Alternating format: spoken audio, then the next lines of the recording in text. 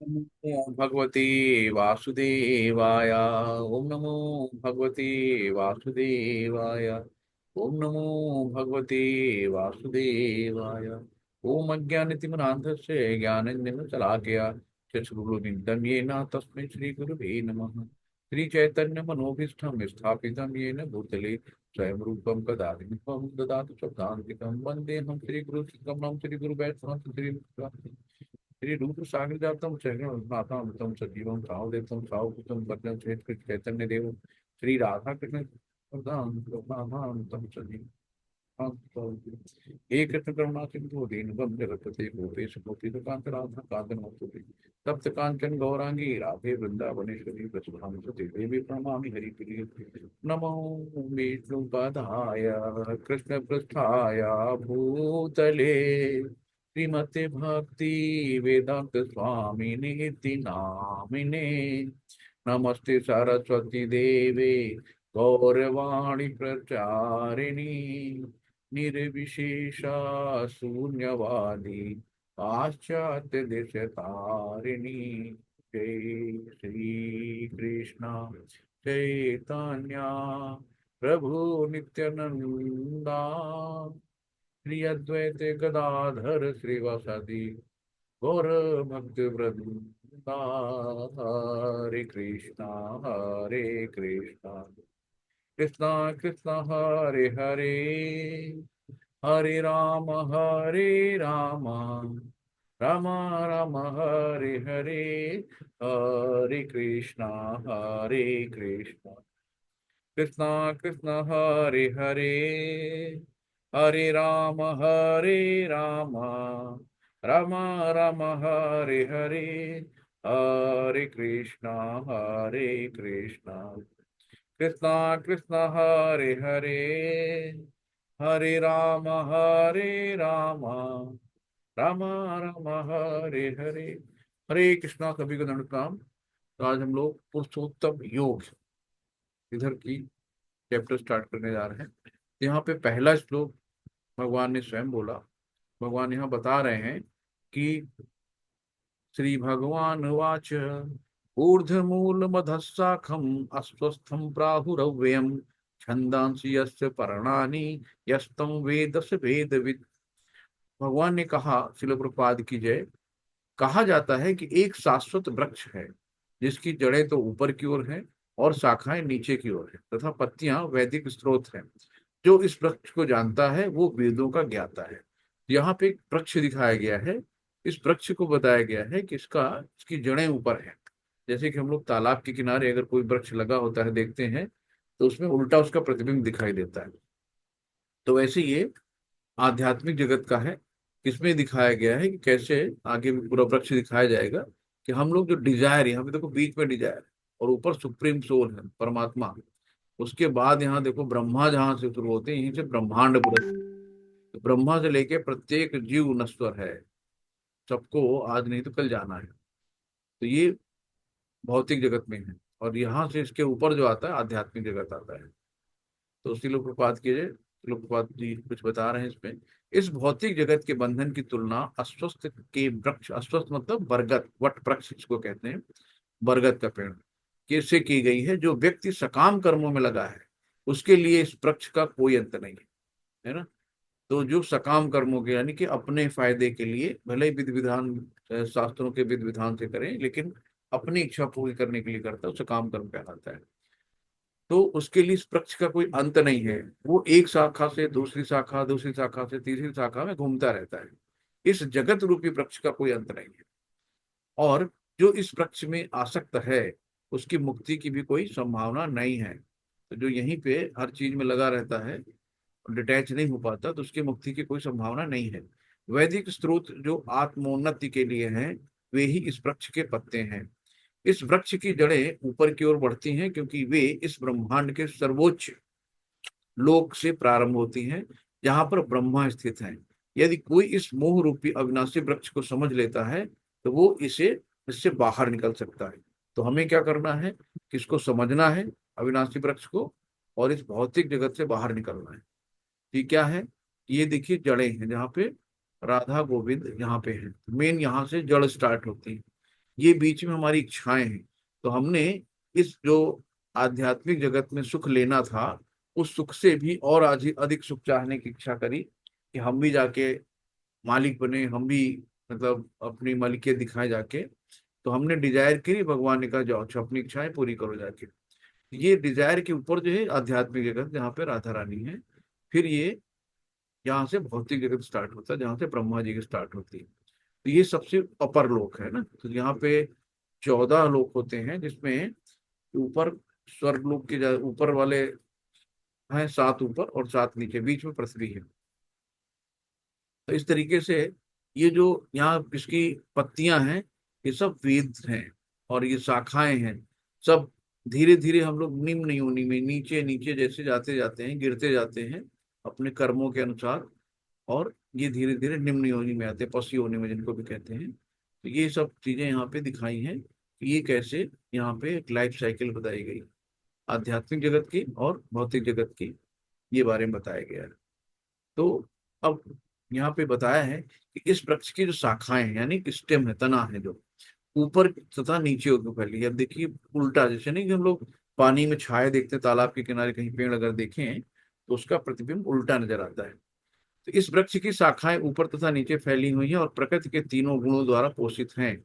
इनकी टहनियां इंद्रिय विषय हैं। जो इनकी टहनियां हैं, तो ये सब क्या है, इंद्रिय विषय हैं, यानी इच्छाएं हैं। और इस वृक्ष की जड़ें जो हैं, जड़ें कहाँ हैं, नीचे की ओर जाती है, जो मानव समाज के सकाम कर्मों से बंधी हुई है। तो ये इस वृक्ष के बारे में ये बताया गया। इस वृक्ष के वास्तविक स्वरूप का अनुभव इस जगत में नहीं किया जा सकता। तो जो वास्तविक जगत है यहाँ पे हम उसका अनुभव नहीं कर सकते। क्यों नहीं कर सकते? कोई भी नहीं समझ सकता कि इसका आदि कहाँ और अंत कहाँ है। तो हमारी दृष्टि ही नहीं है कि वहां तक पहुंच पाए। ना उसका कोई आदि है ना अंत है, और ना ही इसका आधार कहाँ से इसका बेस है, कहाँ से निकला है, कहाँ से गया है, कहाँ तक पहुंचा है, नहीं पता।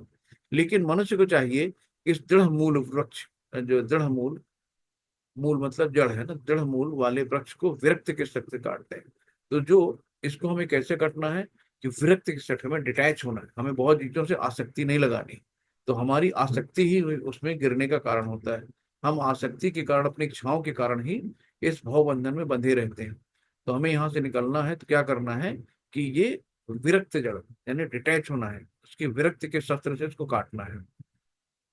तत्पश्चात उसे ऐसे स्थान की खोज करनी चाहिए जहां जाकर लौटना ना पड़े।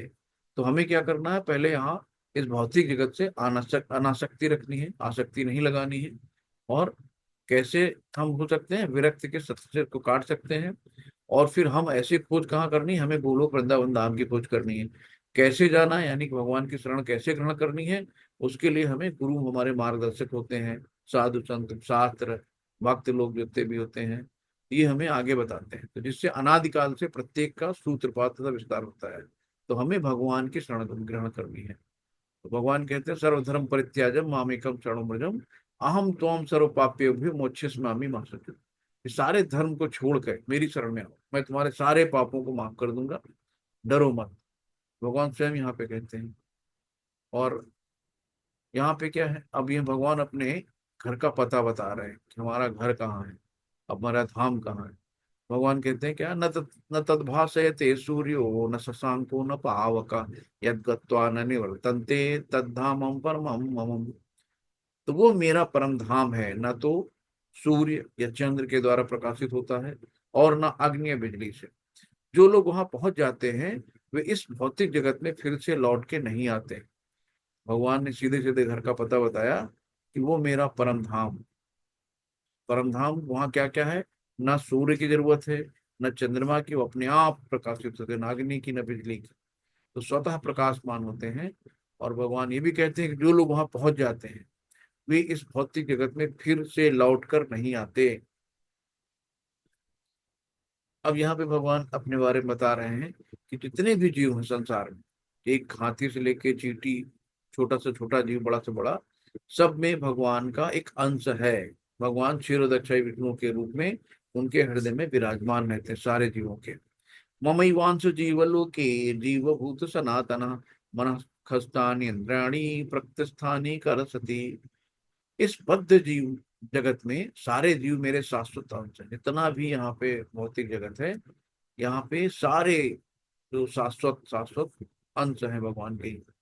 भगवान मतलब हम आत्मा और भगवान परमात्मा, तो हर जीव के अंदर परमात्मा का अंश है।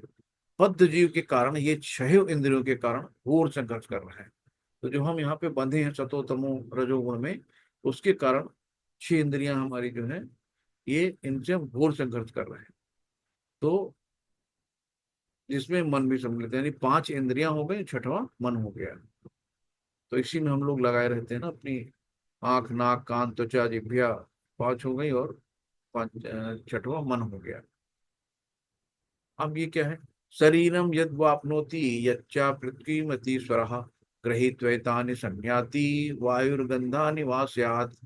इस संसार में जीव अपनी देहात्म बुद्धि को एक शरीर से दूसरी शरीर में उसी तरह ले जाता है जिस प्रकार वायु सुगंध को ले जाता है।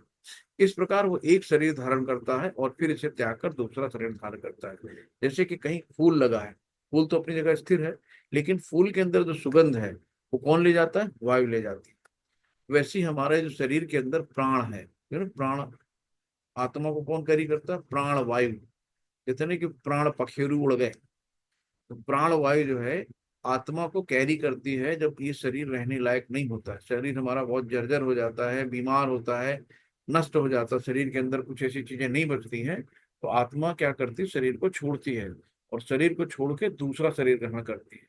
इसमें क्या होता है कि आत्मा को पुराने शरीर को छोड़ने में कतई दुख नहीं होता। जैसे कि हम लोग अभी पता नहीं कितने कपड़े बदल चुके होंगे, बचपन से लेके न जाने कितने कपड़े। क्या आपको कपड़ों के बारे में याद है? आपने कितने कपड़े बदले? हर साल दो चार जोड़ी कपड़े बदल जाते हैं। तो उन कपड़े बदलने का क्या हमें कोई दुख होता है? नहीं होता है। वैसे आत्मा को शरीर छोड़ने का कोई दुख नहीं होता है। आत्मा शरीर से बहुत ज्यादा अटैच नहीं रहती। जैसे हमें नए कपड़े पहनने का सुख मिलता है, आत्मा भी चाहे तेरे वाह चलो नया हस्त पुष्ट शरीर मिलेगा, कहाँ जर्जर बूढ़ा शरीर, इसको छोड़ो। तो वो आत्मा पुराने शरीर को छोड़ के नया शरीर धारण करती है। कौन कराता है? जो प्राणवायु होती है, तो एक शरीर से दूसरे शरीर तक बहा के ले जाती है। इस संसार में जीव अपनी देहात्म बुद्धि में को एक शरीर से दूसरी उसी तरह ले जाता है जिस प्रकार वायु सुगंध को ले जाती है। जैसे कि फूल की महक, फूल वही है लेकिन उसकी महक एक दूसरी जगह स्थानांतरित होती है वायु के द्वारा। इस प्रकार वो एक शरीर धारण करता है, फिर इसे त्याग कर दूसरा शरीर धारण करता है। इस प्रकार दूसरा स्थूल शरीर धारण करके जीव विशेष प्रकार का कान आंख नींद जीभ नाक तथा स्पर्श से जो पांच इंद्रियां हैं त्वचा प्राप्त करता है, जो मन के चारों ओर संपुंजित रहता है। इस प्रकार वो इंद्रिय विषयों के एक विशिष्ट समुच्चय का भोग करता है। अब इंद्रियां ये जो जो है, जैसे कि कान आंख जीभ नाक स्पर्श त्वचा, ये पांच इंद्रियां हैं। अब जो इंद्रियों का हम भोग करते हैं, जैसे कि एक मान लेते हैं जीभ है, इंद्री है, जीभ इंद्री है। अब जीभ में क्या हुआ? आपने रसगुल्ला खाया, तो रसगुल्ला खाया, वह क्या स्वाद आया। तो जीभ के साथ जो रसगुल्ले का स्वाद और जो मजा मिला उसको कहते हैं इंद्री विषय। तो यहाँ पे जो इंद्री विषय है, ये हो गया हमारा जो टेस्ट मिला। तो हम क्या करते हैं? टेस्ट के पीछे भागते रहते हैं, कहीं स्पर्श के टेस्ट के चक्कर में आ गए, कहीं सुनने के चक्कर में आ गए कौन क्या कर रहा है प्रजल्पा के चक्कर में, कहीं कोई सुंदर चीज देख के उसमें प्रलोभित हो गए, कहीं जीभ के स्वाद में आ गए, है ना, कहीं नाक की सुगंध में आ गए। तो हमें क्या करना है? इन इंद्रिय विषयों को छोड़ना है, इनसे दूर करना अपने आप को इनसे। इसीलिए इस कौन में कहा गया ना कि बाहर की चीजें, प्याज लहसुन मदिरा, सब बाहर, सब धीरे धीरे जब आप अध्यात्म में आते हैं तो आपका मन ही नहीं होता है। आप बाहर कोई चीज देखते हो फिर मन धीरे धीरे पहले लगता है चलो यार बतासे खा लें, चलो छोले भटूरे खा लें। तो ये सब होता था। धीरे धीरे जब आप भक्ति में आएंगे तो आपको सब चीजें लगेंगी सब क्या कूड़ा कचरा है। घर का शुद्ध जो भगवान को भोग लगाएंगे, भगवान को प्रसाद लगाएंगे, वही खाएंगे। उत्क्रामन्तः स्थितिं वापि भुञ्जानं वा गुणान्वितं विमूढानानुपश्यन्ति पश्यन्ति ज्ञानुचाक्षुषः। मूर्ख ना तो समझ पाते हैं कि जीव किस प्रकार अपना शरीर त्याग सकता है, ना ही वे समझ पाते हैं कि प्रकृति के गुणों के अधीन वो किस तरह के शरीर का भोग करता है। लेकिन जिसकी आंखें ज्ञान से प्रशिक्षित होती हैं वो सब देख सकता है। अब जो मैकेनिक है उसको तुरंत पता नहीं कि यहाँ पे गाड़ी में कौन सी फॉल्ट होगी, उसने खट से वहीं पे पकड़ा और सही कर दिया। लेकिन जिसके बारे में पता नहीं गाड़ी का इंजन कैसे होता है कहाँ होता है, तो उसको कैसे समझेगा? यही यहाँ पे बताया गया कि जो हम हमें यही नहीं पता कि हम शरीर हैं कि आत्मा है ना। हम जिए जा रहे हैं मस्ती में, अपना खा पी के मौज कर रहे हैं। तो ऐसे मूर्ख लोगों उनको कहा गया कि मूर्ख ना तो समझ पाते हैं कि जीव किस प्रकार अपना शरीर त्याग सकता है, ना ही वे समझ पाते हैं कि प्रकृति के गुणों, यानी तीन गुण जो होते हैं, सतोगुण, तमोगुण और रजोगुण के अधीन वो किस तरह के शरीर का भोग करता है। लेकिन जिसकी आंखें ज्ञान से प्रशिक्षित होती हैं वो सब देख सकता है। यानी कि जब हमें ज्ञान हो गया कि हम शरीर नहीं आत्मा है, तो हमें सब कुछ दिखता है। ये देखिए बीच में चैतन्य महाप्रभु बैठे हैं, इनके सब शिष्य हैं। आत्म साक्षात्कार को प्राप्त प्रयत्नशील योगी जन ये स्पष्ट रूप से देख सकते हैं कि जिनके मन विकसित नहीं है और जो आत्म साक्षात्कार को प्राप्त नहीं है, वे प्रयत्न करके भी ये नहीं देख पाते कि क्या हो रहा। तो दुर्योधन के सामने भगवान खड़े थे, लेकिन उसको नहीं दिखता कि भगवान है। उसको लगता है ग्वाला है, छलिया है, ऐसे वैसे है ना, अलग अलग शब्द यूज करते थे। तो ये सब चीजें, ये मूर्ख लोग होते हैं।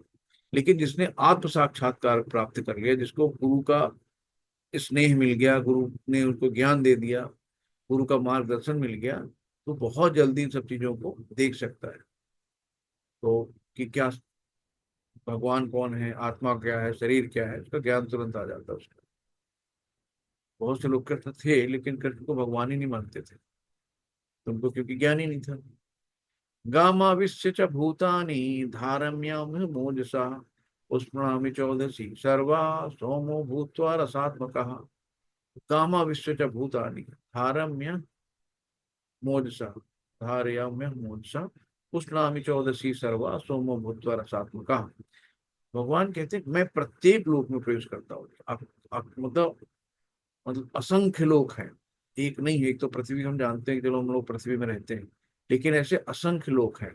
भगवान कहते हैं प्रत्येक लोक में प्रवेश करता हूँ और मेरी शक्ति से सारे लोग अपनी कक्षा में नियत स्थित है।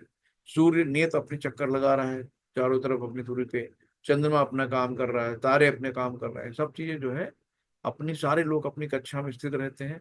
मैं चंद्रमा बनकर सारी वनस्पतियों को जीवन रस प्रदान करता हूँ। आप लोगों को पता होगा कि जितनी भी सब्जियां हैं, जितने भी फल हैं, जितने कि उनको कलर मिलते हैं, उनका स्वाद मिलता है, मीठा खट्टा कड़वा, ये सब चंद्रमा की रोशनी से मिलता है।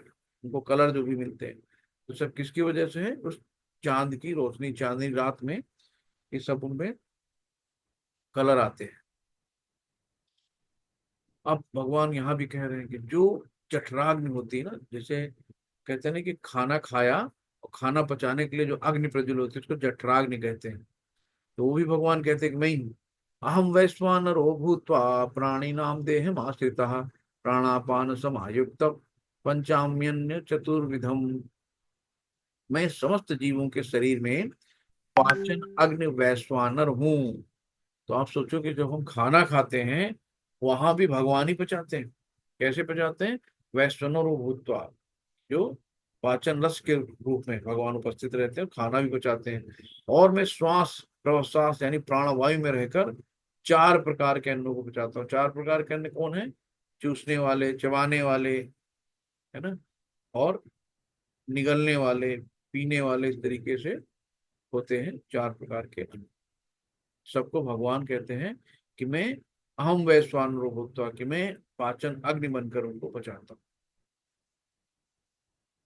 कि इस श्लोक बहुत ज्यादा प्रभुपाद जी ने कोट किया है अपने हर जगह। आप वो पढ़ेंगे, क्या नाम है, श्रीमद् भागवतम, वहां पे तो बहुत ज्यादा कोट किया है। सर्वस्य चाहम हृदय सन्निविष्टो मत स्मृतिर्ज्ञानम अपोहन वेदस्य सर्वैरहमेव वेद्यो वेदांत कृतदेव विदेव चाहम।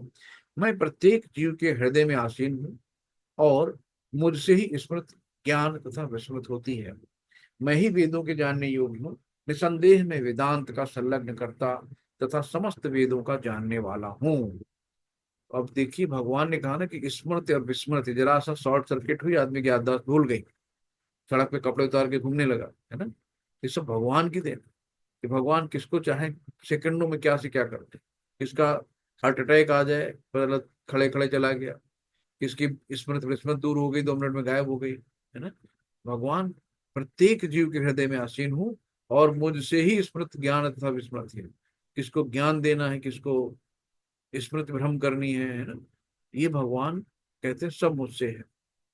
मैं ही वेदों का जानने योग्य हूँ। वेदों को जानने योग्य कौन है? भगवान ही है, क्योंकि भगवान की वाणी होते हैं वेद। तो निसंदेह मैं वेदांत का संलग्न करता था, सब समस्त वेदों का जानने वाला हूं। तो जितने भी वेदांत का संग भगवान ही, सब भगवान की वाणी है वेद, उन्हीं को संलग्न करता भी है, जानने वाले सभी भगवान ही है। जीव दो प्रकार हैं, चित और अचित। तो चित मतलब जिनका क्षर हो सकता है, और अचित मतलब जिनका क्षर नहीं हो सकता है, यानी कि जो खत्म होने वाले हैं और जो ना खत्म होने वाले हैं, नश्वर हैं, जिनका नष्ट नहीं होते हैं। तो भौतिक जगत में प्रत्येक जीव चित यानी क्षर होता है, यानी खर्च होने वाला, खत्म होने वाला, कहते हैं ना, चुक गया। तो चित यानी क्षर, खत्म होने वाला। और आध्यात्मिक जगत में प्रत्येक व्यक्ति अच्युत होता है। और आध्यात्मिक व्यक्ति में जो आध्यात्मिक जगत होता है वहां पे अच्युत होता है, यानी शाश्वत होता है, कभी इसका खत्म नहीं होता, कभी इसका अंत नहीं होता है, तो परमानेंट रहता है। और भौतिक जगत में टेम्परेरी है। तो इन दोनों के अतिरिक्त एक परम पुरुष परमात्मा है, जो साक्षात अविनाशी है, और जो तीनों लोकों में प्रवेश करके उनका पालन कर रहा है। तो ये जो इन दोनों के अतिरिक्त है ना, चित और अचित के दोनों के अतिरिक्त, क्षर और अक्षर के अतिरिक्त एक परम पुरुष परमात्मा है, जो साक्षात अविनाशी है, जिसका नाश नहीं हो सकता, जो तीनों लोकों में प्रवेश करता है, कहीं भी जा सकता है, और उनका पालन कर रहा है। यहाँ पे सेकंड लास्ट श्लोक है, यस्मात्क्षरी यस्मात्क्षरमती तो हम अक्षरादपि चोत्तमम् अतो अस्मि लोको वेदे च प्रतिथित पुरुषोत्तम। यस्माक्षरमतीतो हम अक्षरादपि चोत्तमः अतो अस्मि लोके वेदे च प्रतिथित पुरुषोत्तमः। क्योंकि मैं क्षर तथा अक्षर दोनों के परे हूं। भगवान कहते हैं कि जो नष्ट होने वाले हैं, जिनका नष्ट नहीं होता, मैं दोनों से परे हूं। और चूंकि मैं सर्वश्रेष्ठ, अतएव मैं इस जगत में तथा वेदों में पुरुषों के रूप में विख्यात हूँ। भगवान की, जबकि मैं क्षर और अक्षर दोनों से परे हूँ, और क्योंकि मैं सर्वश्रेष्ठ हूँ, सबसे बहुत ऊपर है भगवान, क्योंकि आदि पुरुष हैं, सृष्टा हैं। तो अतएव मैं इस जगत में तथा वेदों में पुरुष के रूप में विख्यात हूँ। इस भौतिक जगत में जितने भी लोग हैं, सब स्त्री हैं, पुरुष सिर्फ एक ही है, भगवान के।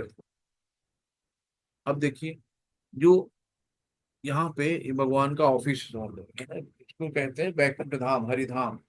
यहाँ भगवान अपनी वेल ड्रेस में रहते हैं, शेषनाग जी पे उस पे बैठे हैं, ओनली अपने व्हील चेयर पे लोग बैठते हैं, भगवान की व्हील चेयर यही है।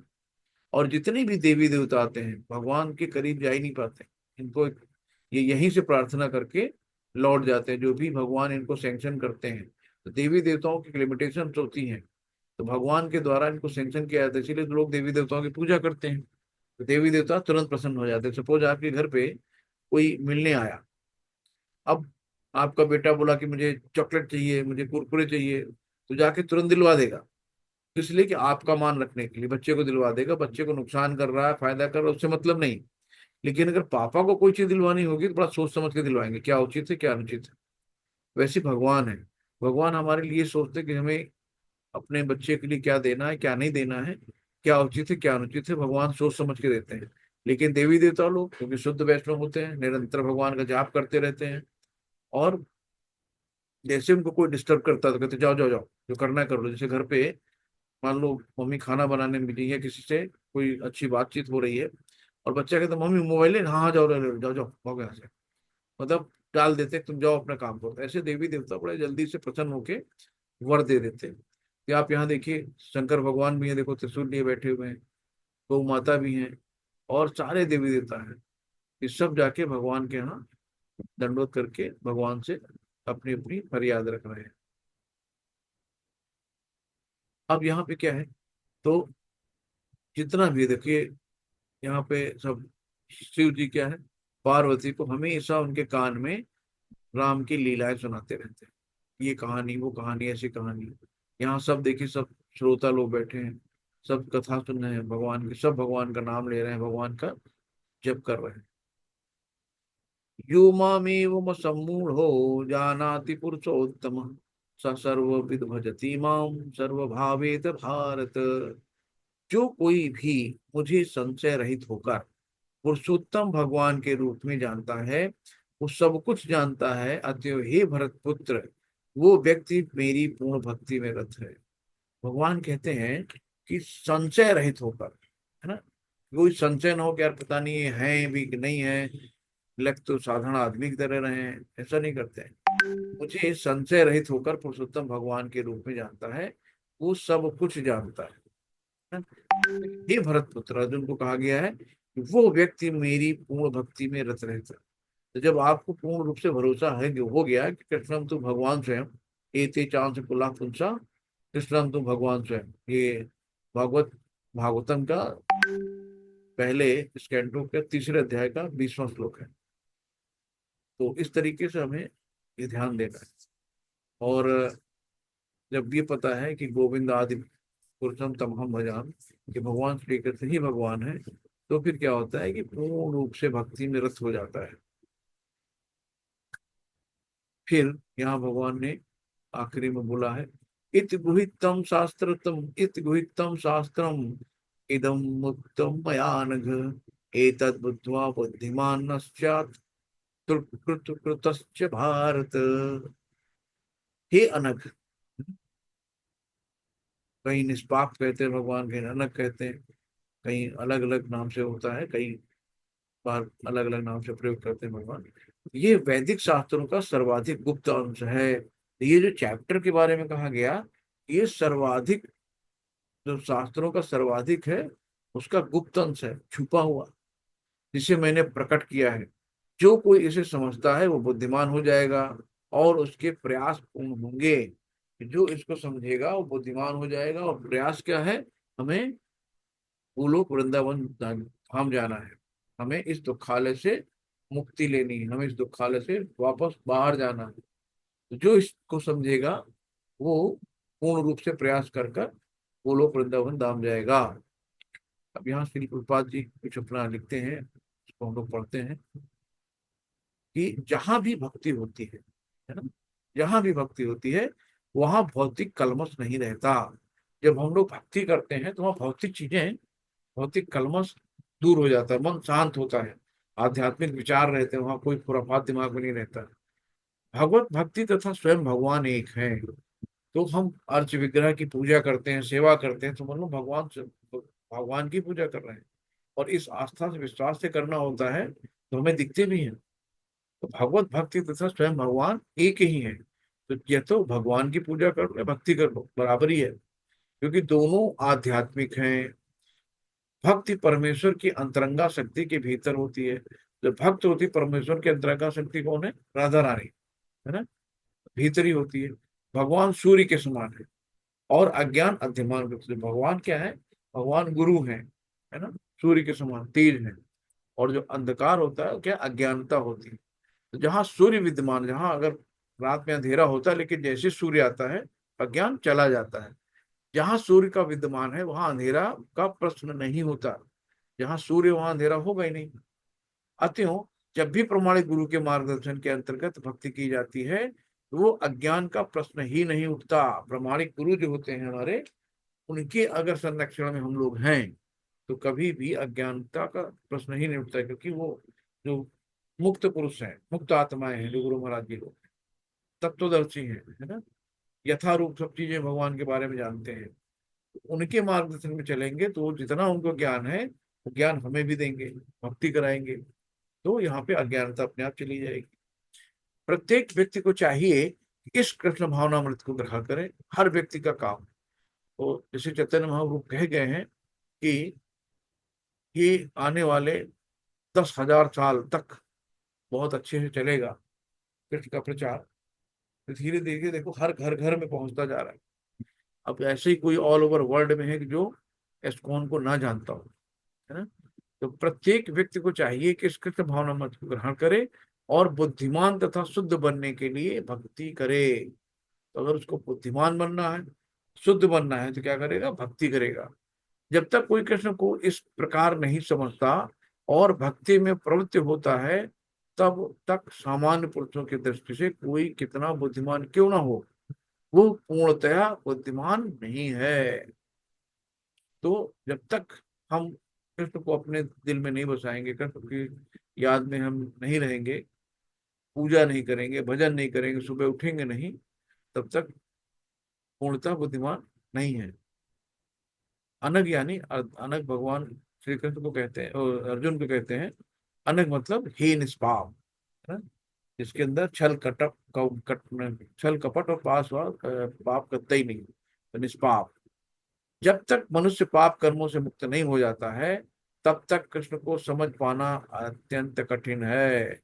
तो जब तक हमारे मन में द्वेष, ईर्ष्या, पाप ये सब रहता है, तब तक भगवान को समझ पाना बहुत कठिन होता है।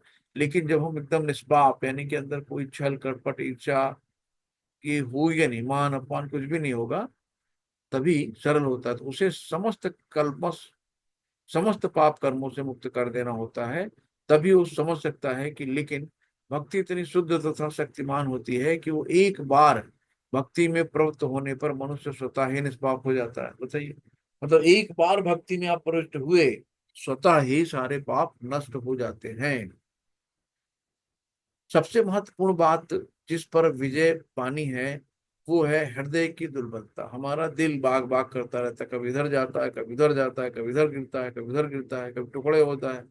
तो हमें हृदय की दुर्बलता, इस पे विजय पानी है। पहला पतन पृथ्वी पर प्रभुत्व जताने की इच्छा। पहला पतन हमारा तब हुआ कि जब हम मालिक बनने की हमने इच्छा जाहिर करी। और पहला पतन प्रकृति पर प्रभुत्व जताने की इच्छा के कारण होता है।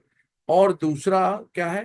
दूसरी हृदय की दुर्बलता, जब कोई आध्यात्मिक प्रभुत्व जताने की इच्छा करता है तो वो भौतिक पदार्थ, यानी पदार्थ के स्वामित्व के प्रति आसक्त हो जाता है। इस प्रकार की सारी समस्याएं इन्हीं हृदय की दुर्बलताओं के कारण हैं। इस अध्याय के प्रथम 5 श्लोक में हृदय के इन्हीं दुर्बलताओं से अपने को मुक्त करने की विधि का वर्णन हुआ है। और छठे श्लोक से अंतिम श्लोक तक पुरुषोत्तम योग की विवेचना हुई है। तो टोटल 20 इसमें श्लोक हैं। और 1 से 5 जो श्लोक हैं उसमें हृदय की दुर्बलता से अपने मन को मुक्त कराने की विधि का वर्णन हुआ कि हम कैसे हृदय की दुर्बलता से मुक्त हो सकते हैं। और छठे श्लोक से जो अंतिम श्लोक है उसमें विवेचना हुई है इसकी, भगवान की, पुरुषोत्तम योग की। तो ये जो है, कैसे निकलना है, कैसे हमें आसक्ति का भाव रखना है, ये 1 से 5 तक भगवान ने बताया। कि जो एक वृक्ष है, उल्टा है, उसकी जो जड़ है ऊपर की तरफ है और शाखाएं नीचे की ओर है। तो हमें क्या करना है, इसको विरक्त, है ना, विरक्त के शस्त्र से काट के अलग करना है। और जो भी हमारी इच्छाएं है ना, हम आज अपनी इच्छाओं के कारण यहाँ पे जो कष्ट भोग रहे हैं, तो हमें अपनी इच्छाओं को क्या करना है, अपनी इच्छाओं को कृष्ण की तरफ मोड़ देना है ना। तो इसी तरीके से हम यहाँ से आसानी से इन 3 गुणों के बंधनों को पार करके निकल सकते हैं। जब तक हमारी इच्छाएं होंगी, तो हमारी इच्छाएं हमारे बंधन का कारण है। हरे कृष्णा, सभी को दंड प्रणाम। ये चैप्टर बहुत अच्छा रहा, आप लोगों को कैसा लगा? हरे कृष्णा, दंड प्रणाम। छोटा सा चैप्टर था। प्रभु जी बहुत अच्छा लगा, बड़ा ज्ञान प्राप्त हुआ। और जी, छोटा है कि पुरुषोत्तम योग हम लोगों ने चतुर्मास में 20 पाठ बराबर करते रहे इसका। जी, चतुर्मास में जरूर करना चाहिए इसको। जी जी। हरे कृष्णा। सुधीर प्रभु जी, हरे कृष्णा। कुछ प्रभु जी ज्ञान देंगे?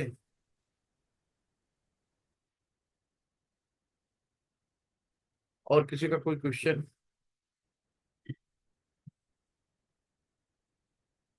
ऐसे कुछ नहीं। हरे कृष्णा। ठीक है प्रभु जी, फिर चलते हैं। छोटा चैप्टर था। हरे कृष्णा। वांछा कल्प तरुभ्यश्च कृपा सिंधु एव च पतितानां पावनेभ्यो वैष्णवभ्यो नमो नमः। अनंत कोटि वैष्णव वृंद की जय, शिल प्रभुपाद की जय, सभी भक्तों की जय, नवाचार हरदास ठाकुर की जय, जय अपने महाराज जी की जय। जय। हरे कृष्णा, सभी को धन्यवाद। हरे कृष्णा। हरे हरे कृष्ण प्रभु जी, दंडवत प्रणाम। हरे कृष्णा।